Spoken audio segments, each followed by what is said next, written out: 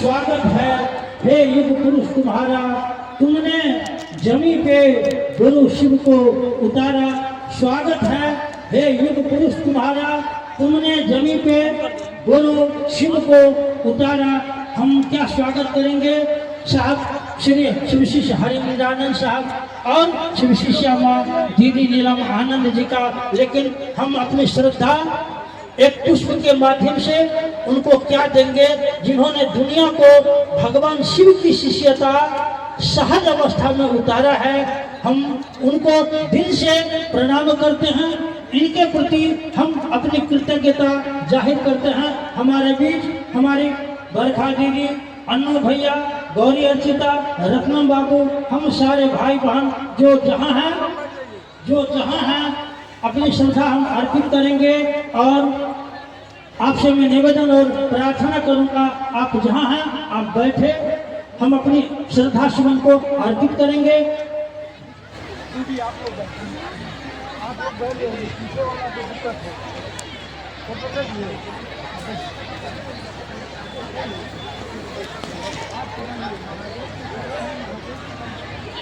हमारे बीच आयोजकों के द्वारा पुष्प गुच्छ से साहब और दीदी और महादेव को चरणों में बरखा जी जिसके माध्यम से अर्पित किया है।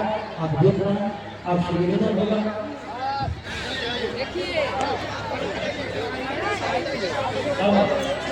मैं निवेदन करूँगा आप कृपया बैठ जाए, आप कृपया बैठे।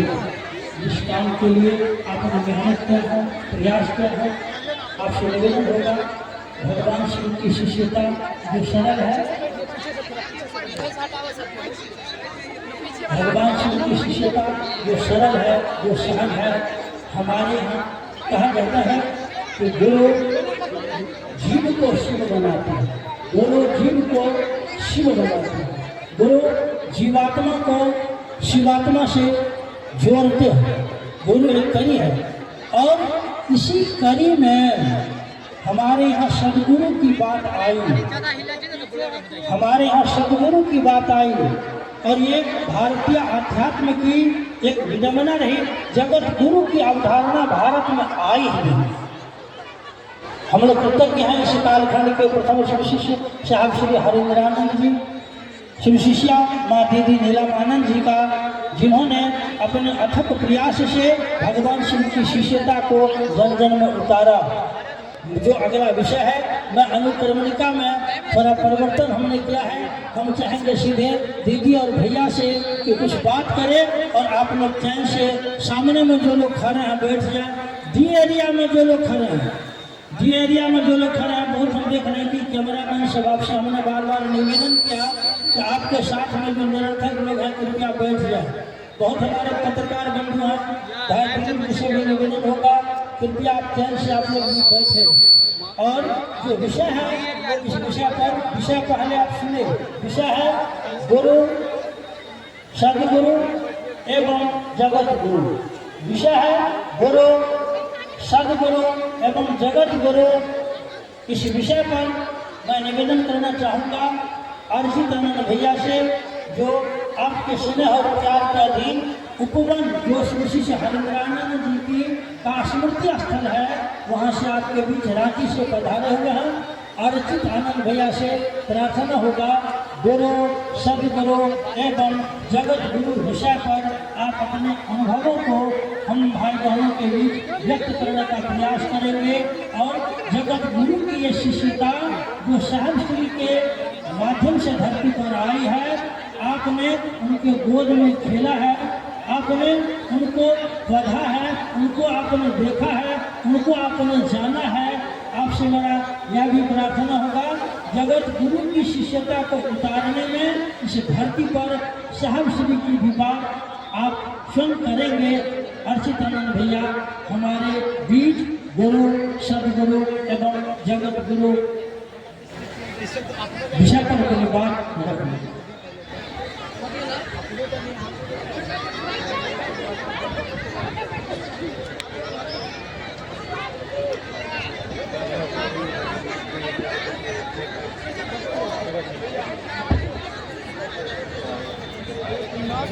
वो कहाँ गया?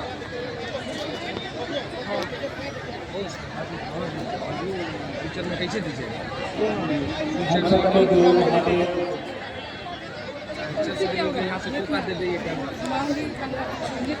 इस कार्यक्रम के श्री विशिष्ट साहब श्री हरिनारायण जी रहा है तो धरती जब खुद में जागृत है तो यहाँ निवास करने वाले लोग भी जागृत ही हैं। अध्यात्म और धर्म दोनों में आस्था है आपकी। सोनू जी रिकॉर्डिंग हो रहा है। आज तक इतनी बड़ी संख्या में आप इस ठंड में यहाँ मौजूद हैं। हम लोग तकरीबन पूरे महीने से बाहर हैं, उपवन से, मुख्यालय से और गुरुभाई देवताओं से मिल रहे हैं हम लोग।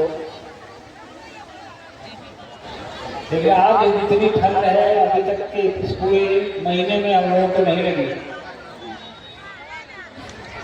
कोई बात नहीं, ठंड का भी मजा लीजिए। महादेव का काम और साहबदीदी का उद्देश्य ये हमारे आपके लिए एक ऐसा काम, ऐसा उद्देश्य साहबदीदी ने हमको आपको दिया है, महर्षि शिव के गुरु स्वरूप को जन जन में स्थापित करने का। इसके आगे कोई भी मौसम हो वो हमारा आपका रास्ता नहीं रोक सकता। और वैसे भी हम लोग उस गुरु की बात करने आए हैं जिसका सब कुछ है। ये प्रकृति उसी की है, ये सृष्टि उसी की है, हम और आप सारे लोग उसी के हैं। ये गर्मी और ये ठंडा और बरसात भी उसी का बनाया है। वो जगत गुरु है, देवताओं का भी देवता है, महादेव कहते हैं उनको। अभी बेशक महोदय ने कहा कि गुरु सब गुरु और जगत गुरु।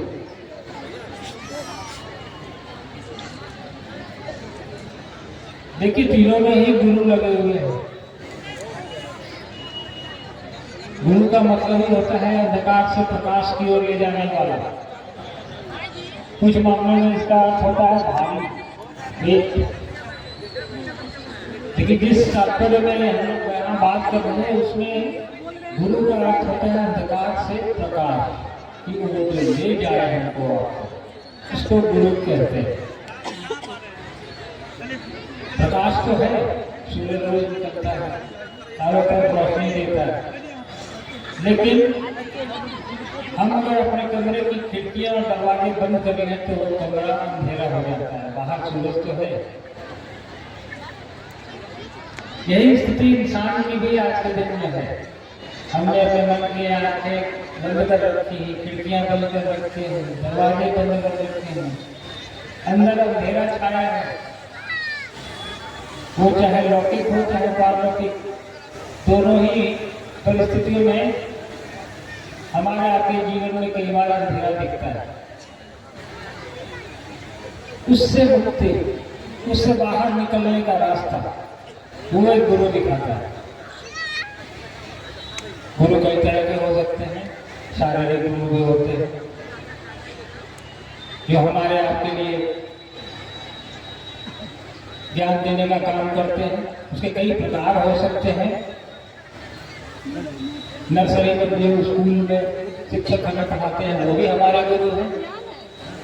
हमारे माता पिता जो बचपन में हमें सिखाते हैं वो भी हमारे गुरु हैं। हमारे आसपास समाज के लोग उससे कई चीजें हम सीखते हैं, कुछ मामलों में वो भी हमारे गुरु का काम करते हैं, क्योंकि उनसे हमें ज्ञान मिल रहा है। स्कूल में जाएंगे तो शिक्षक हैं, कॉलेज में प्रोफेसर हैं, तो गुरु बदलते रहते हैं समय के अनुसार। और ये शारीरिक गुरु हमें शिक्षा देने के कई माध्यम अपनाते हैं। क्लास में शिक्षक कई दफे आपको छड़ी के माध्यम से शिक्षा देता है, आप होमवर्क बना के नहीं जाएंगे लेकिन छड़ी पड़ती है। लेकिन वो छड़ी भी शिक्षक आपकी है, हमारे लिए ही मान रहा है, और छड़ी के माध्यम से वो ज्ञान क्यों ले जाने की कोशिश करता है कि नहीं ये काम तो इसको करके आना था, क्यों नहीं किया, तो दंड लो। काम तो वो गुरु का ही कर रहा है, माता वो छले को बना ले। भगवान होते हैं तो भगवान गुरु क्यों नहीं है। और मैंने भगवान शिव को ही अपना गुरु बना लिया था। सन 1974 में उन्होंने शिव को अपना गुरु बनाया। सन 1975 में नमः शिवाय वायु के झोंके के साथ उनके सांसों पे नमः चढ़ा, शिवाय उतर गया। सन 1977 में जब बिहार प्रशासनिक सेवा में वो आए और उनका चयन हो गया, फिर उनकी ट्रेनिंग चली और उनकी पहली पोस्टिंग हुई गया के फतेहपुर में 2 महीने तक के लिए। उसके बाद उनकी पदस्थापना हुई पाटन जो पलामू में है। और इस बीच में सन 1972 में साहब का विवाह मां नीलम जी के साथ मनातूगढ़ जो पलामू में है उस राज परिवार की बेटी राजमणि नीलम के साथ संपन्न हुआ 22 मई 1972 को। और 74 में उन्होंने शिव को गुरु माना।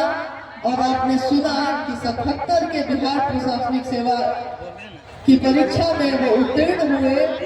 आपको सुन के ये आश्चर्य होगा कि अगर कोई व्यक्ति अध्यात्म के रास्ते पे चला जाता है तो फिर उससे लौकिक काम नहीं हो पाता। और अगर कोई आकर्ष डूब जाता है लौकिक कामों में तो फिर उससे अध्यात्म का काम नहीं हो पाता।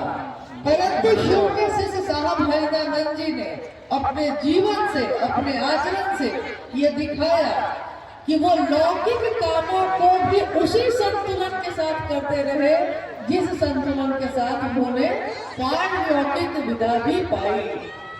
बड़ी सिद्धियां दे दी जाती हैं, छोटी सिद्धियां सायास पाई जाती